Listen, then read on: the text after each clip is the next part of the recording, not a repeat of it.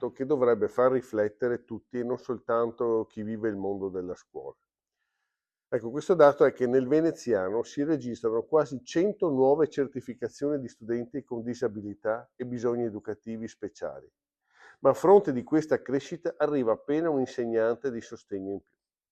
Allora, tradotto in parole semplici, aumentano i ragazzi che hanno bisogno di essere appunto seguiti, compresi, accompagnati, ma lo Stato continua a rispondere con strumenti insufficienti.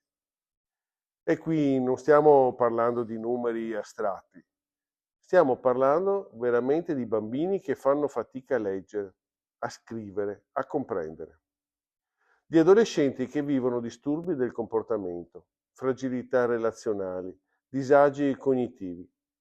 Stiamo parlando di famiglie che ogni mattina affidano i propri figli alla scuola sperando di trovare un luogo capace di includere davvero, non soltanto sulla carta.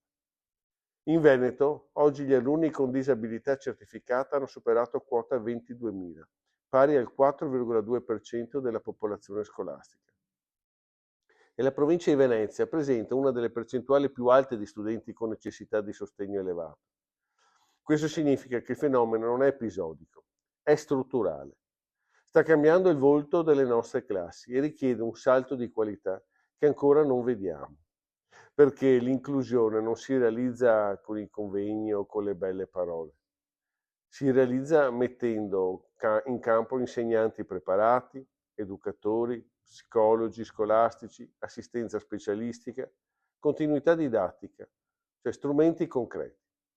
Invece oggi troppe scuole sono costrette a fare i conti con ore di sostegno insufficienti, personale che cambia di continuo, famiglie che devono lottare per ottenere ciò che dovrebbe essere, diciamo, un diritto elementare. E c'è anche un altro aspetto che non possiamo ignorare. L'aumento delle certificazioni ci racconta anche una società più fragile, con più difficoltà linguistiche, più disagi comportamentali, più famiglie in sofferenza educativa, più solitudine. La scuola è diventata il primo presidio sociale dove tutto questo esplode. Se non rafforziamo lì la presenza dello Stato, il prezzo che pagheremo tutti domani in termini di dispersione scolastica, marginalità e disagio giovanile e diseguaglianze sarà altissimo. Per questo serve una scelta politica chiara. La disabilità e i bisogni educativi speciali devono diventare una priorità assoluta dell'agenda pubblica. E oggi, purtroppo, troppe famiglie stanno avendo la sensazione di essere lasciate sole, proprio nel momento in cui avrebbero più bisogno di sentirsi parte di una comunità educante. Su questo non possiamo permetterci ritardi. Carissimo Dennis, buongiorno. Buongiorno. Allora, il mondo sa che io di calcio so poco e quindi siamo voluti venire qui da te che sei insomma una persona che di calcio ne sa qualcosina più di me, qualcosina per modo di dire. Ecco, oggi è il 5 maggio, è una data molto particolare perché è la ricorrenza della tragedia di Superga, dove appunto c'è stato il Grande Torino che ha avuto quell'incidente aereo e sono, fra tutte le varie persone che sono mancate, purtroppo i nostri due concittadini, Aldo e Dino Ballarin.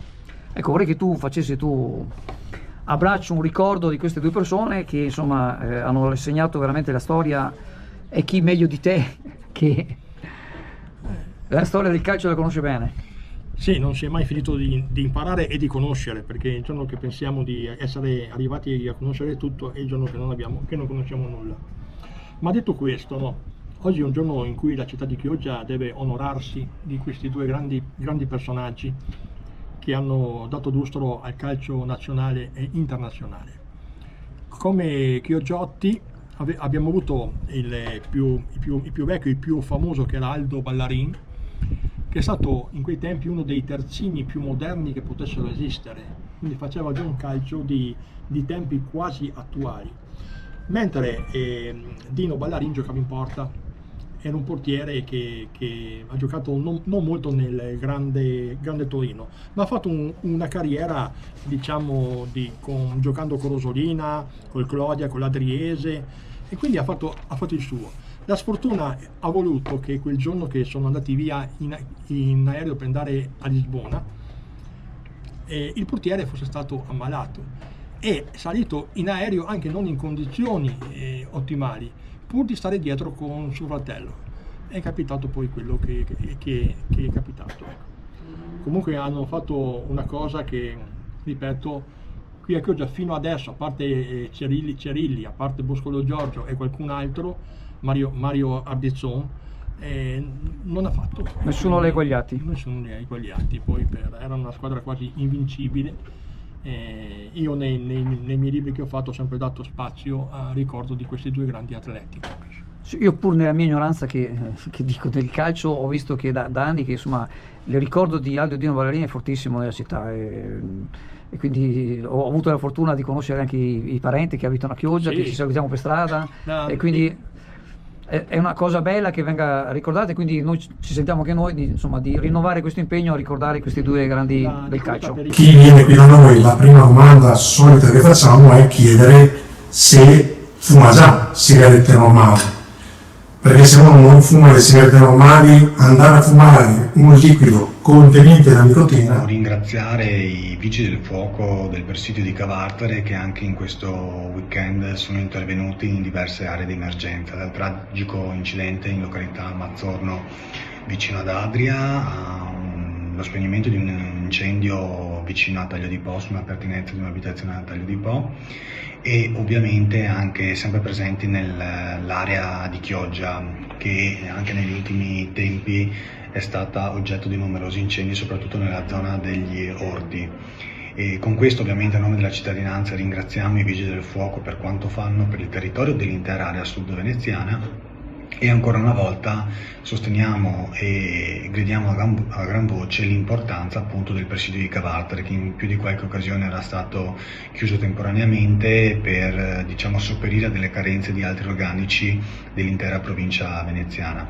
Effettivamente c'è un problema di turnover, c'è un problema di numero di vigili presenti nell'intera città metropolitana di Venezia e quindi molto spesso si va ad attingere ad altri comandi, ad altri distretti. Ovviamente noi abbiamo fatto sentire la nostra voce sia a livello di comando provinciale che comando regionale, sostenendo a gran voce e con forza la nostra caserma. Quindi ringraziamo nuovamente per quanto fanno e ci auguriamo che questi importanti e preziosi ausili e aiuti che danno al nostro territorio possano rimanere per tanto tempo. Che sia per una pizza fragrante, un hamburger succoso, una porzione di patatine croccanti o un'insalatona fresca e ricca, al Passaparola c'è sempre qualcosa di buono. Un posto accogliente, allegro e perfetto per stare in compagnia, tra amici, in famiglia o con chi vuoi tu. Scopri le bruschette sfiziose e i menù per tutti i gusti. Ti aspettiamo al Passaparola per una serata senza pensieri, tra buon cibo, risate e relax. Passaparola, lungomare Adriatico 32, sottomarina di Chioggia, Venezia. Le immagini che vedete si riferiscono alla stradale che c'è all'entrata del Corso del Popolo, vicino all'entrata storica, alla Porta Santa Maria. Qualcuno la chiama Porta Garibaldi, ma in realtà è Porta Santa Maria. E vi ricorderete che quella parte di stradale ci sono stati ben 2 interventi, forse anche più di 2. E con questo però non vogliamo assolutamente dare nessuna responsabilità alla ditta costruttrice, ma si sta rompendo ancora, vedete da immagini si sta rompendo e quindi evidentemente la progettazione di come era stato previsto di fare quel tipo di intervento non è sufficiente, non va bene. Ci sono i mezzi pesanti che continuano a passare, vorrei ricordare che c'è anche da anni la telecamera oscurata perché lasciamo perdere, ne parleremo in un altro servizio, ma comunque questa è la situazione e quindi praticamente col fatto che si romperà ancora vuol dire per l'amministrazione tirare fuori altri soldi per ripararle, ma evidentemente non va bene, quindi bisogna trovare un'altra soluzione.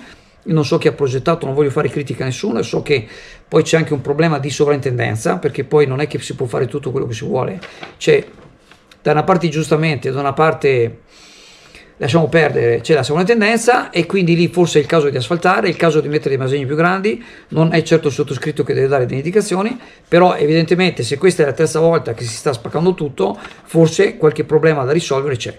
O evitate completamente che entrano i camion, ma non mi sembra che al momento sia una cosa perseguibile, telecamera è ancora spenta, ecco, quindi vi metto nel link di descrizione il famoso intervento dell'ex assessore Chio, che diceva che è una vergogna che entrano i camion, ma loro sposteranno il mercato entro la fine del 2025, inizio 2026. Allora, contenta oggi, cosa dice? Una bella spesa? Sì. Contenta dei prezzi, tutto quanto? Sì. Vedo personale abbastanza simpatico. Sì. Pronto, simpatico, è vero? E il Fresh Market ha aperto il nuovo punto vendita a Sottomarina, all'interno di Maxi Frutta. Frutta e verdura selezionata, con attenzione alla qualità e ai prezzi accessibili. Il nuovo punto vendita in Viale Mediterraneo ti accoglie con offerte pensate per coniugare freschezza e convenienza. E il Fresh Market ti aspetta.